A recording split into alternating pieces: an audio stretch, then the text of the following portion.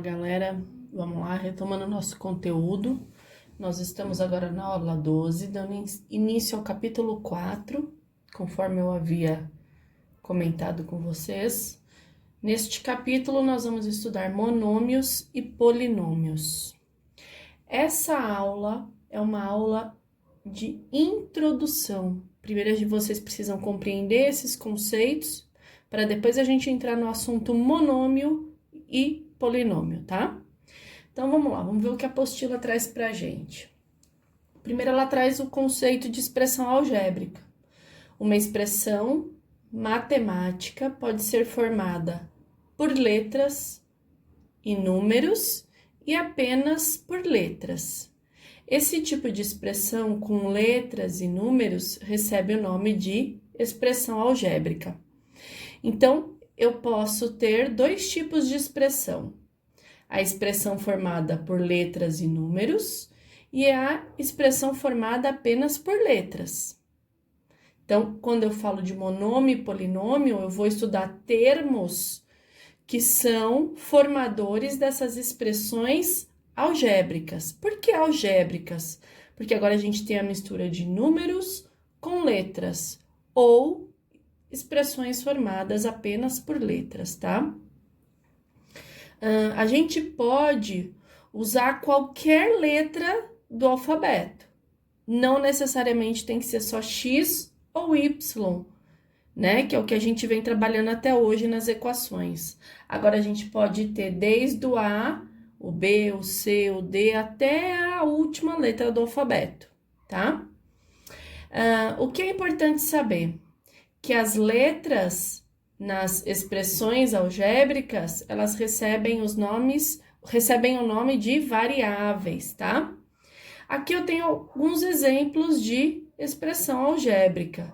2m elevado ao cubo dividido por 4c ao quadrado, 3r à quarta menos 5y mais 18, x mais a vezes x mais a. Estes são exemplos de expressões algébricas. Eu tenho a mistura de números e letras, tá? Ou apenas letras. É importante saber distinguir equação de expressão. Equação, ela expressa o quê? Uma igualdade entre duas expressões algébricas. Um exemplo, 7x menos 14 é igual a 3x mais 2.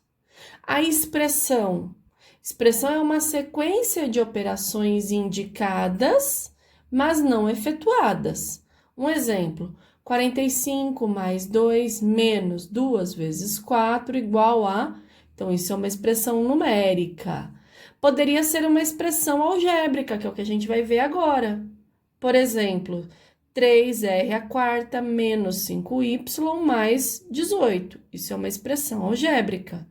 Uma equação é quando eu tenho uma igualdade entre duas expressões algébricas. Por que algébrica? Porque eu tenho letra junto com número, tá? O valor numérico de uma expressão algébrica. Ao atribuir um valor para cada variável de uma expressão e efetuar as operações indicadas, calculamos o valor numérico da expressão algébrica. Então, eu tenho uma expressão algébrica, como eu tenho aqui, por exemplo, e vou atribuir valores, por exemplo, a R, a Y. Vou substituir esses valores dessas incógnitas, dessas variáveis, e vou resolver essa expressão, tá? Vamos ver um exemplo aqui sobre o valor numérico de uma expressão algébrica. Eu tenho aqui, ó, exemplo 1. Para calcular o valor numérico da expressão algébrica 3x mais 4, para x igual a 3, substituímos x por 3 na expressão. Então, eu tenho aqui a expressão 3x mais 4, o que eu vou fazer? Substituir o x pelo 3 que ele me deu no exercício.